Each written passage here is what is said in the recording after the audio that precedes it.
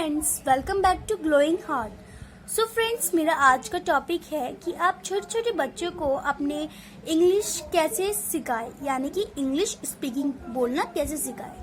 तो यहाँ पे आपको कुछ वर्ड्स दिख रहे होंगे और आप ये जानते हैं कि ये वर्ड्स जो हैं हिंदी में ये हम डेली बोलते हैं, जैसे कि हम क्या, कब, कहाँ, कौन, ये सब हम बोलते हैं हिंदी में। और अगर हम अपने बच्चों को शुरू से लेके इंग्लिश में सिखाएं, ये छोटे छोटे वर्ड्स, इनके सेंटेंसेस भी मैंने नीचे बना रखे हैं, इनको भी हम आएंगे पढ़ेंगे। अब पहले हम यहाँ देखते हैं, क्योंकि बहुत सी जो मॉम्स होती हैं वो बहुत परेशान हो जाती है। छोटे बच्चों को बहुत ही दिक्कत होता है पढ़ाने में, क्योंकि उनको अच्छे से समझाने में बहुत ही दिक्कत रहती है।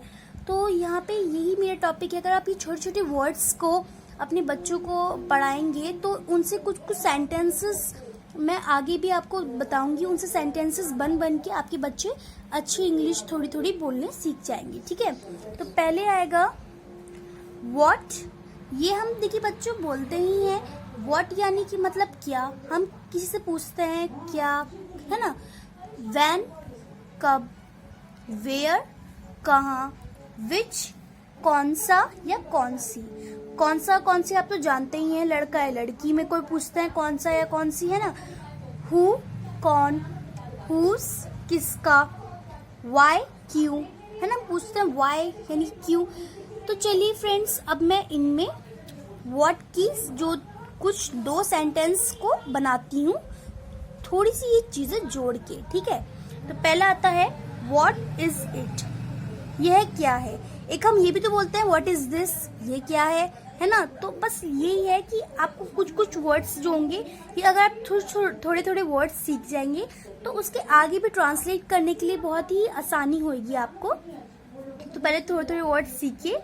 एकदम से अगर आप भारी वर्ड ले लेंगे तो उसमें थोड़ी प्रॉब्लम हो जाएगी, उसमें थोड़ा बहुत ही कंफ्यूजन होगी, आपको कंफ्यूज रहेंगे आप, आपके बच्चे भी नहीं ऐसे सीख पाएंगे। तो छोटे छोटे वर्ड से वो आसानी से सीख पाएंगे, है ना।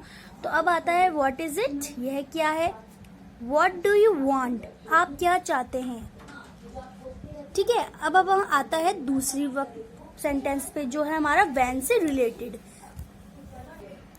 अब आते हैं व्हेन के सेंटेंस। तो व्हेन यानी कि होता है कब, है ना। तो अब हम पूछते हैं कि when do you go to office. हम से अपने पापा से पूछते हैं when do you go to office, यानी कि आप ऑफिस कब जाते हैं। ठीक है, अब हम इसमें से ये पूछ सकते हैं when do you go to school. ठीक है, अब आता है when are you coming to us, आप हमारे यहाँ कब आ रहे हैं। अब आता है वेयर।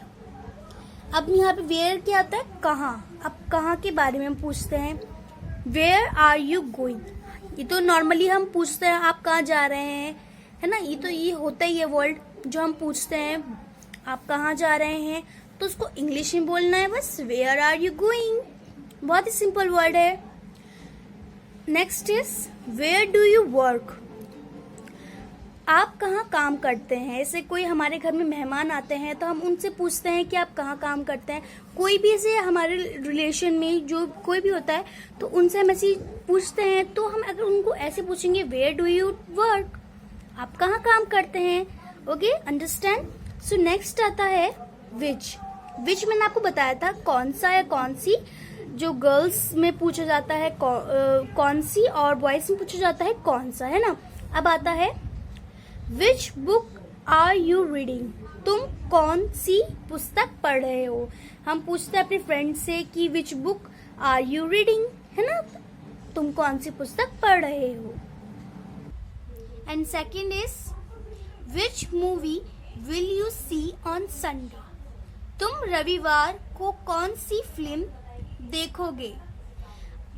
अब यहाँ पे आता है संडे।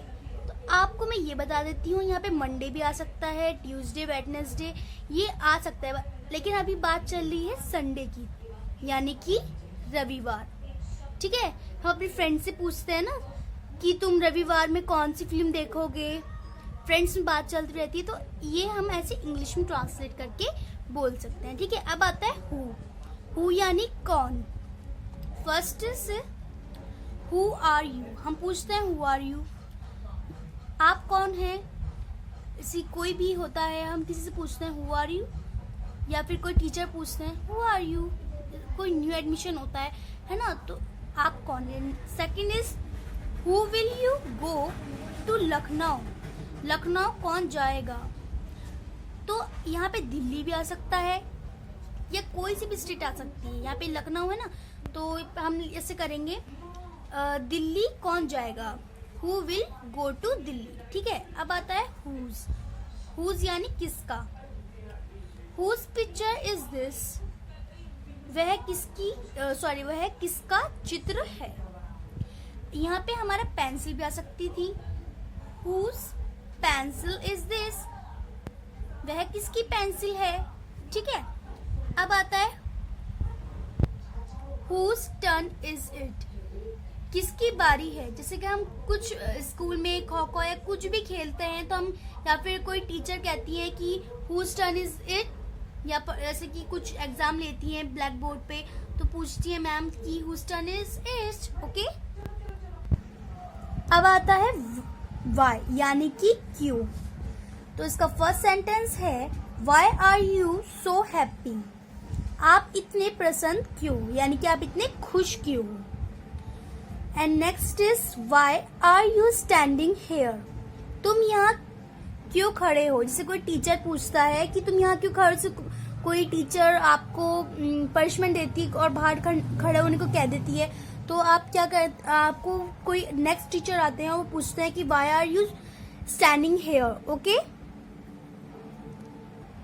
अगर आपको ये वीडियो मेरी पसंद आई तो प्लीज सब्सक्राइब करें, लाइक करें एंड बेल आइकन के बटन दबाना ना